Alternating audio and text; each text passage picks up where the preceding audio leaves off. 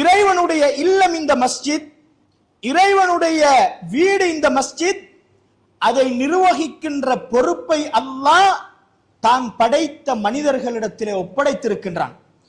இறைவனுடைய வீட்டுக்கு அல்லாஹ் அவனுடைய படைப்பான மனிதனை அல்லாஹ் தேர்ந்தெடுக்கிறான் என்றால் அந்த மனிதர்கள் எவ்வளவு பொறுப்புணர்வோடும் தேவையுடனோடும் பேணுதலுடனோடும் இந்த மஸ்ஜிதை நிர்வகிக்க கடமைப்பட்டிருக்கிறார்கள் என்பதை நாங்கள் புரிந்து கொள்ள வேண்டும். மஸ்ஜிதை ஒருவர் கட்டினார், மக்கள் எல்லாம் சேர்ந்து ஒரு நிர்வாகத்தை தெரிவு செய்கிறார்கள் என்பதற்காக வேண்டி இங்கே அந்த நிர்வாகம் நடைபெறக்கூடாது. அல்லாஹ்வினுடைய வீட்டுக்கு அல்லாஹ் மனிதர்களை தெரிவு செய்தனால்தான் மக்கள் அந்த மனிதனுக்கு அந்த பொறுப்பை சுமத்துவதற்கு சிலரை தேர்ந்தெடுக்கிறார்கள். எனவே மக்களால் தேர்ந்தெடுக்கப்பட்ட ஒரு மஸ்ஜிதுக்கு வரக்கூடிய ஒரு நிர்வாகம் அடிப்படையாக என்ன புரிய வேண்டும்? இதை தேர்ந்தெடுப்பதற்கான அனுமதியை ஏற்படுத்தியது அல்லாஹு தஆலா.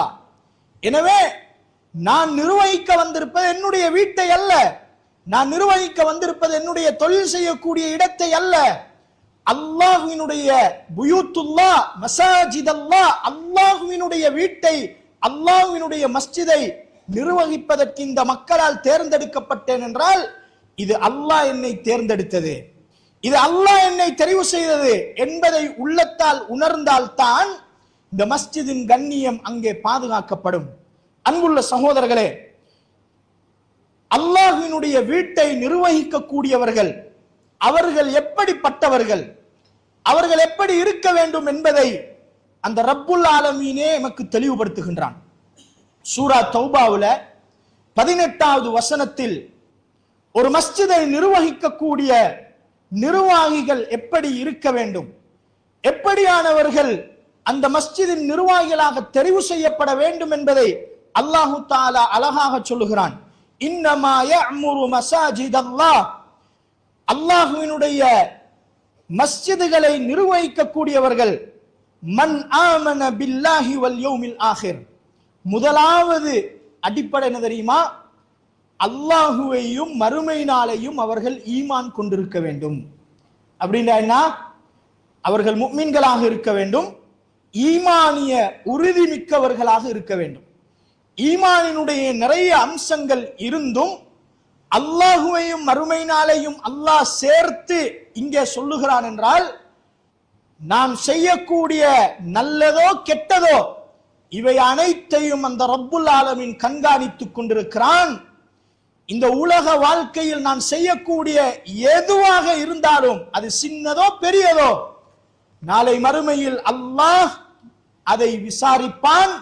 மறுமை என்று ஒன்று இருக்கிறது, அங்கே அல்லாஹ் அதை கேட்பான், அதற்குரிய கூலியை அல்லாஹ் வழங்குவான் என்கின்ற அந்த ஆழமான நம்பிக்கை இருக்கக்கூடியவர்கள் தான் மஸ்ஜிதுகளின் நிர்வாகிகளாக வர வேண்டும் என்பதை இஸ்லாம் எனக்கும் உங்களுக்கும் சொல்லித் தருகிறது. அப்படி என்றால் என்ன? மறுமை பற்றியான அச்சம் இருக்க வேண்டும்.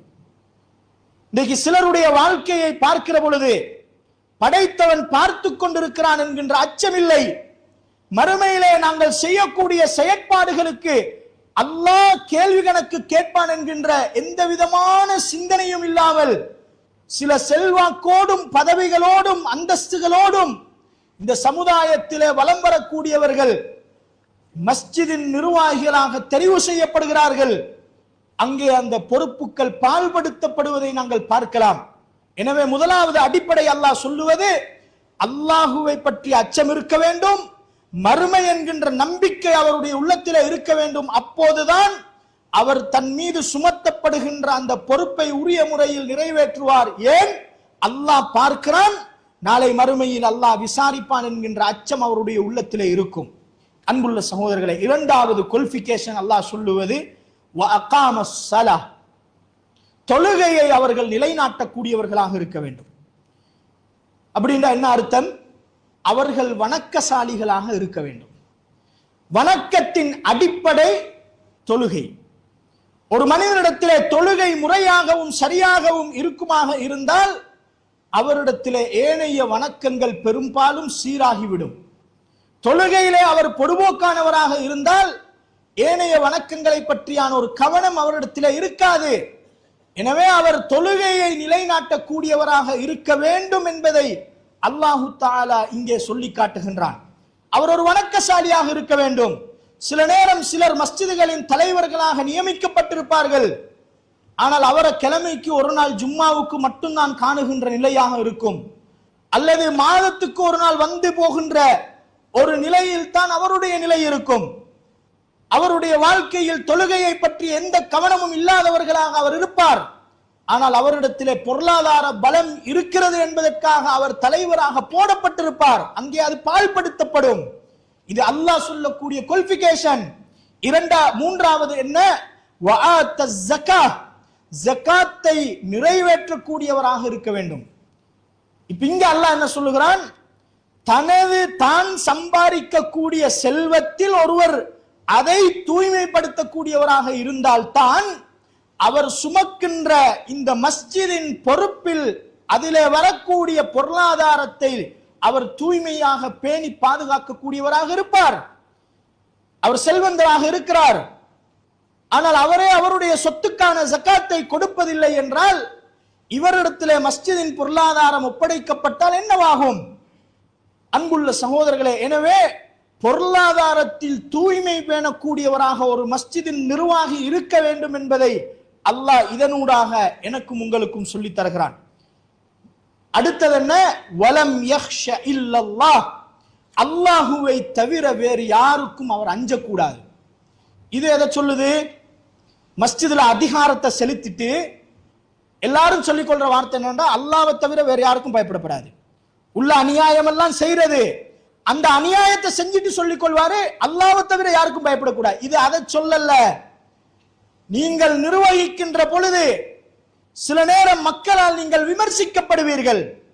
அந்த விமர்சனத்தின் காரணமாக இறைவனின் கட்டளைகள் இங்கே நடைமுறைப்படுத்துவதை விட்டுவிடக் கூடாது. மக்களின் பேச்சுக்களுக்கும் குறைகளுக்கும் விமர்சனத்துக்கும் பயந்து மார்க்கத்தை தெளிவாக சொல்லுகின்ற நிலையை விட்டுவிடக் கூடாது.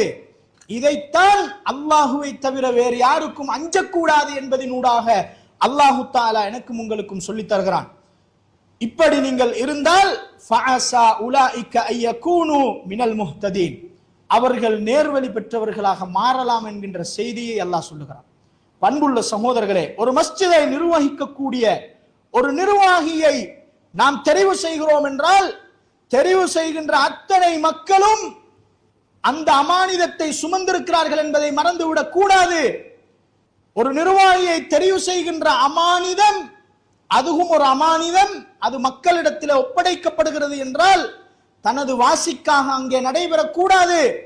தனக்கு விருப்பம் இல்லாதவர் ஏற்கனவே நிர்வாகத்தில் இருக்கிறார், அவரை என்ன சரி செஞ்சு வெளியே போடணும், அதனால தகுதி இல்லாதவங்களை கொண்டு வந்து ஆமோதிச்சு நிர்வாகத்துக்குள்ளுக்கு போடுறது ஏன்?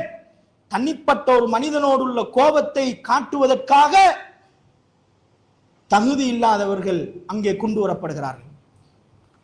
இதை நடைமுறைப்படுத்துவதற்கு இது ஒரு கடை அல்ல, இப்படி செய்வதற்கு இது ஒரு வேறொரு பொறுப்பு அல்ல. அல்லாஹ்வின் மஸ்ஜித் என்பதை நாங்கள் மறந்துவிடக் கூடாது.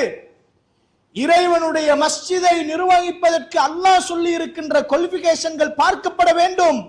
அங்கே அது மீறப்பட்டால் அல்லாஹ்வினுடைய பரக்கத் அங்கே இல்லாமல் போகும். இறைவனுடைய மஸ்ஜிதுகளிலே பொறுப்புகளை சுமந்து பால்படுத்தினால் அல்லாஹ் சும்மா விடுவானா? அவனுடைய வீடு அல்லவா இது? எனவே இதை நாங்கள் புரிந்து இந்த தகுதியுடையவர்கள், பொருத்தமானவர்கள் நிர்வாகிகளாக அங்கே தெரிவு செய்யப்பட வேண்டும்.